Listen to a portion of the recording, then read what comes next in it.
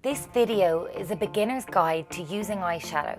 From using primers to picking the correct shades, application techniques, what brushes to use. All of these tips will help you create the perfect eye. Now, this is a universal eyeshadow look. You can wear it anytime, daytime, nighttime, change up the colors, you name it.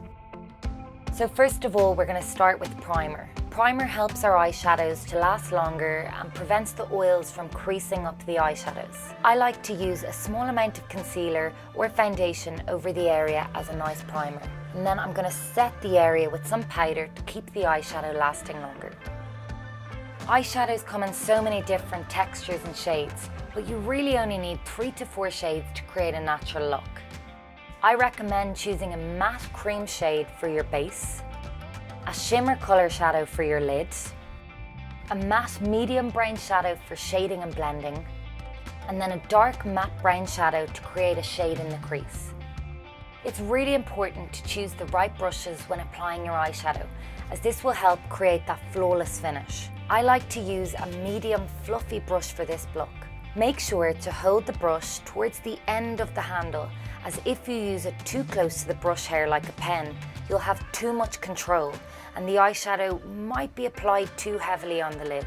A softer application gives much more of an airbrush blend, so keep this in mind. Now I'm going to start by applying a matte cream shadow over the entire base of the eyelid. This will create a smooth looking base.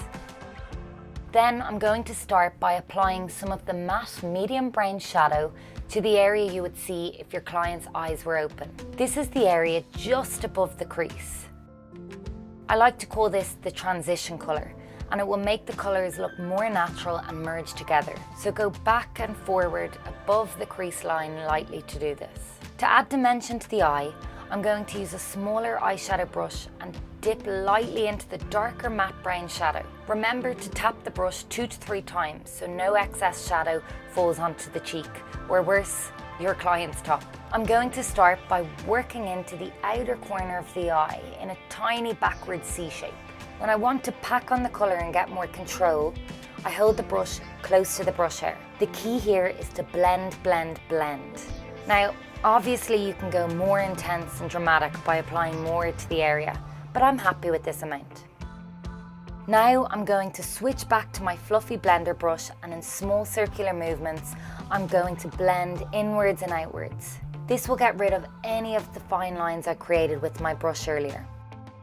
Once this is all blended, I'm going to go back in with the small amount of my transition colour and blend into the creases, back and forth, until there's a flawless blend.